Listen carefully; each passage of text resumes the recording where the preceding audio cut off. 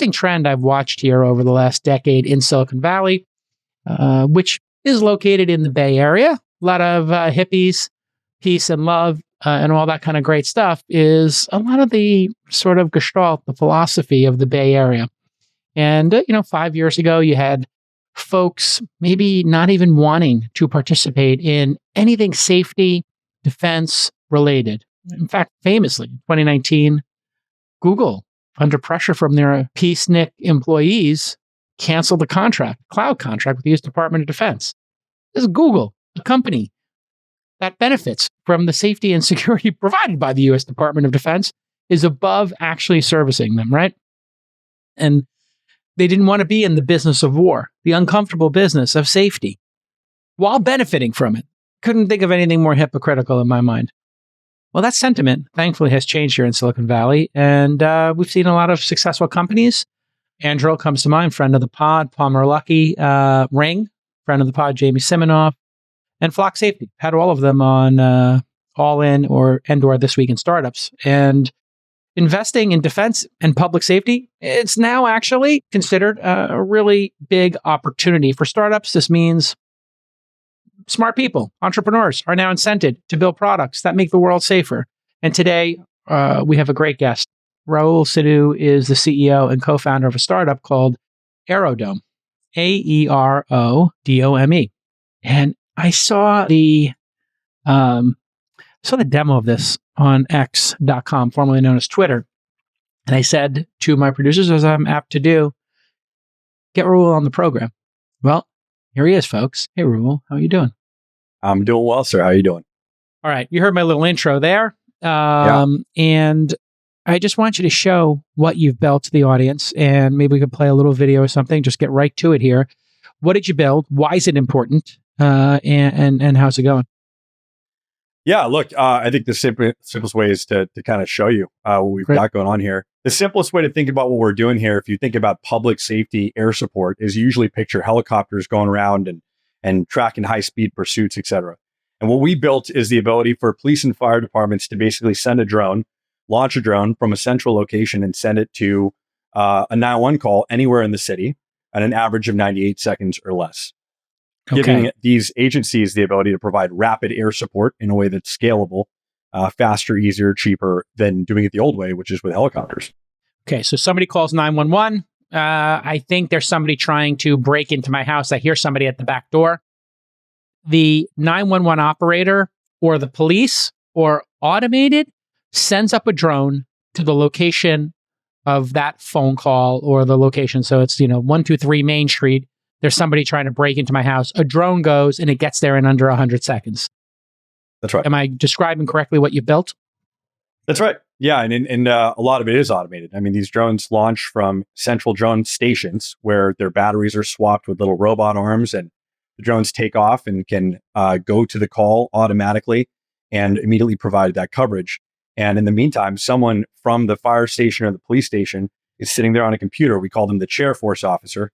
And they're flying the drone on the computer almost like it's a video game in that sense. So that's basically how it works. Who initiates the deploying of the drone? The 911 operator, this, what did you call them? The chair? The chair force officer. The chair force officer is pretty funny. The person at headquarters, decides they're going to send one of these drones. And are they actually flying it, or are they just putting in the address and saying, go here? And it does it in a predetermined route? Well, it's a little bit of both. To answer your second question first, the 911 data comes directly into our system. So in cities in which we're live, a 911 call comes up and the information for that call comes into our system. So they know, there's a shoplifting happening or a burglary in progress and it's at this address, and they just have to press go and the drone will fly to that automatically. Now, it doesn't mean that they can't, of course, when they get there, they might want to make some tactical decisions. So they're going to fly the drone like a mouse and keyboard or with a controller to be able to decide, I want to get on this side of the house, and my guy's running down this street and can do that and chase the person. Now, to answer your first question in terms of who decides, that's an agency by agency decision. I mean, typically it's a police officer, or in some cases a firefighter, that goes, it's a call worth sending a drone. I can provide air support. If it's a shoplifting call at my local CVS, I know that I can get there in enough time to be able to just follow that person as they get into a car, get the plate on the car, follow the car until a police officer can pull them over safely at a different location. That's a decision that they make. And then they can send and control the drone to do that type of air support. Got it.